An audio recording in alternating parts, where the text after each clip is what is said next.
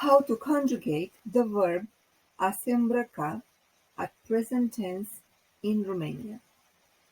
Eu mă îmbrac. Tu te îmbraci. Ea se îmbracă. Noi ne îmbrăcăm. Voi vă îmbrăcați. Ele se îmbracă. Eu mă îmbrac dimineața cu haine curate.